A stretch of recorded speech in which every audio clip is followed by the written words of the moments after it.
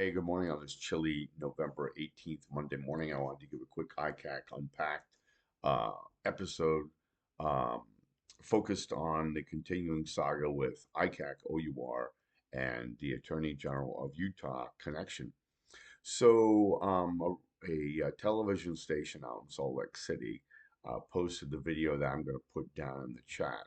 In the video, they describe how they describe two battles, actually. The one battle had to do with uncovering the close personal connection between the current Attorney General of Utah and Tim Ballard, who talked extensively about how buddy-buddy they were. The Attorney General of Utah went to Mexico, apparently, or Colombia, I can't remember which, or both, with Tim Ballard on one of these exercises. He supposedly talked to these young women, et cetera, et cetera.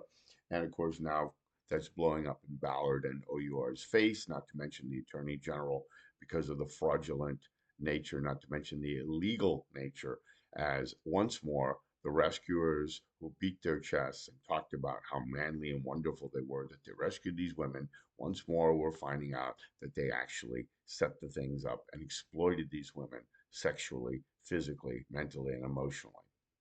And great tragedy out there because it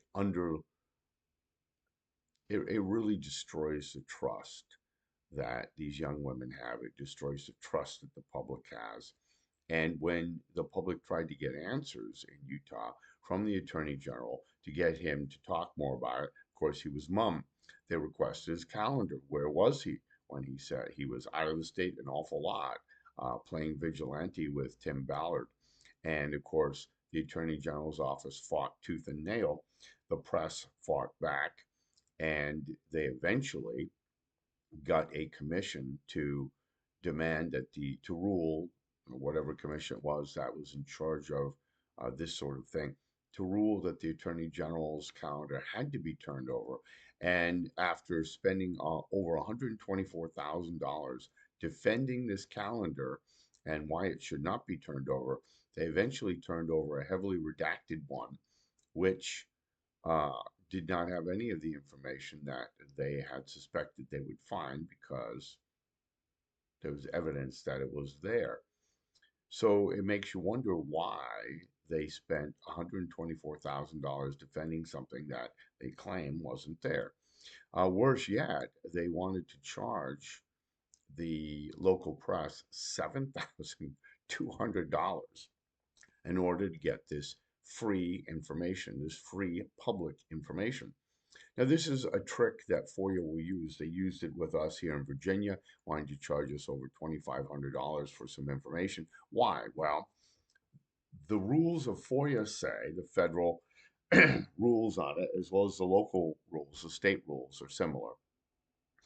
If the request requires a large, voluminous amount of documentation, requiring lots of man hours in order to redact, in order to copy, then they have a right to charge you a reasonable rate. And of course, the reasonable rate is always usurious, it's always ridiculous because they don't really want to give up the information.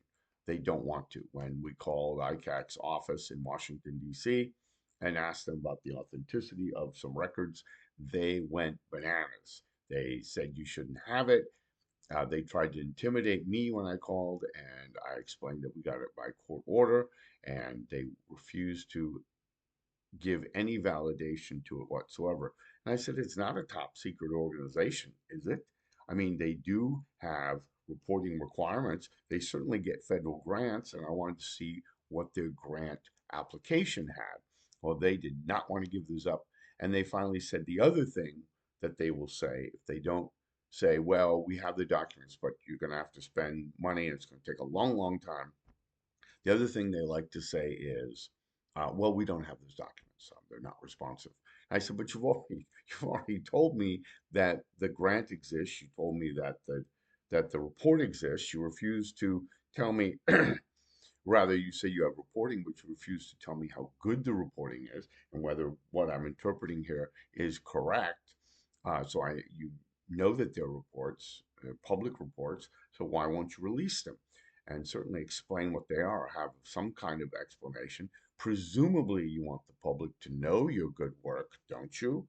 Well, of course, they do and they don't. It depends on whether you're asking them any hard to answer questions or not.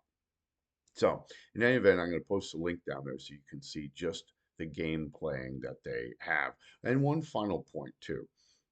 It's funny how the various DAs and OU and the ICAC officers suddenly are battling against OUR, and each claiming that they were the ones who did it. No, OUR just helped a little bit. We were the ones who really were the primaries, and OUR says, "Oh no, no, no, we did all the work. We provide the funding. In fact, we have trained some ICAC officers, so we get the credit."